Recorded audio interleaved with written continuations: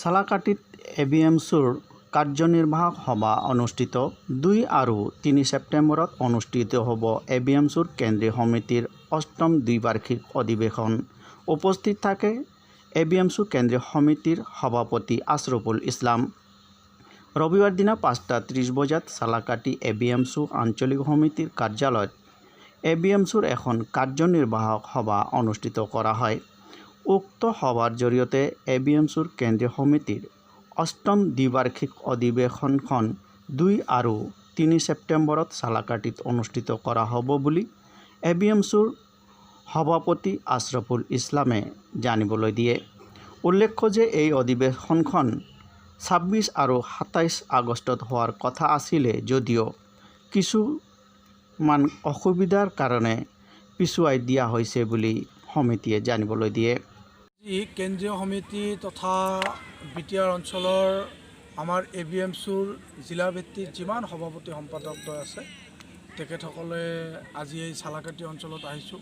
কেন্দ্ৰীয় সমিতি, জিলা সমিতি, চালাকাটি অঞ্চলৰ ৰাইজ তথা এবিএমছুৰ শুভাকাংক্ষী সকলোৱে এক আলোচনাত মিলিত হৈছোঁ।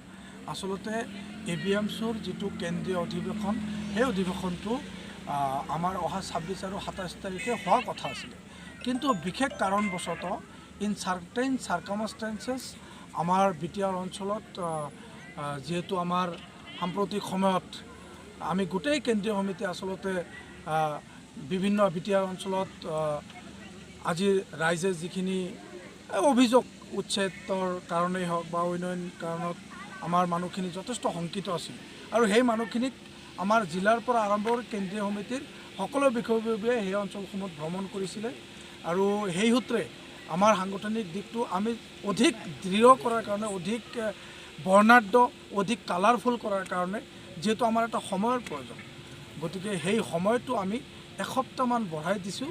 আমাৰ এই এবিএমছুৰ কেন্দ্ৰীয় সমিতিৰ যি আমাৰ অধিৱেশন সেই অধিৱেশন অহা 2 আৰু 3 ছেপ্টেম্বৰৰ আমাৰ দিন ধাৰ্য কৰা হৈছে।